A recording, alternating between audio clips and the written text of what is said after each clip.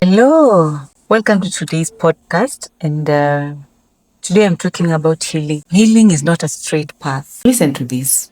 Healing always walks between two dangers. On one side is cheap grace, where forgiveness is used to avoid responsibility. And then on the other side, there's hopelessness, there's shame, where accountability becomes a final sentence. One side makes change optional. The other side makes change seem very impossible. But truth requires a more difficult path. It requires saying yes, that whatever happened matters.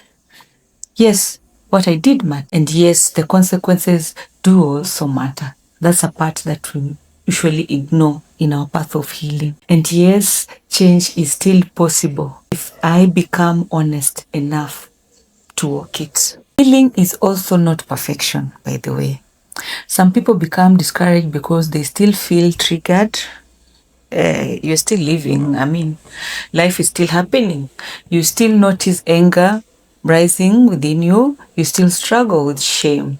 You find that you still need to pause in moments that seem easy for others.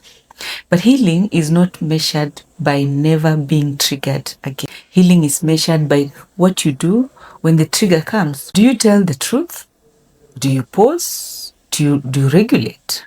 Do you choose not to weaponize your pain? Do you seek help rather than talking it out on others? That is healing in motion. Maturity is not the absence of inner difficulty. It is the growing ability to carry that difficulty without spreading it. This matters because many people expect healing to feel clean and complete before it becomes real. They imagine that if they still feel reactive at times, they must not be changing. But change often begins in the gap between feeling and behavior. The body may still be tense. The old anger may still rise again. The old fear may still knock. But the person does something different towards it. They do not lash out. They do not manipulate. They do not punish honesty. They do not collapse into shame. They breathe. They tell the truth. They own the moment. They repair faster. This is not fake healing. This is healing becoming practical. And many people ask, so how do I know I've healed?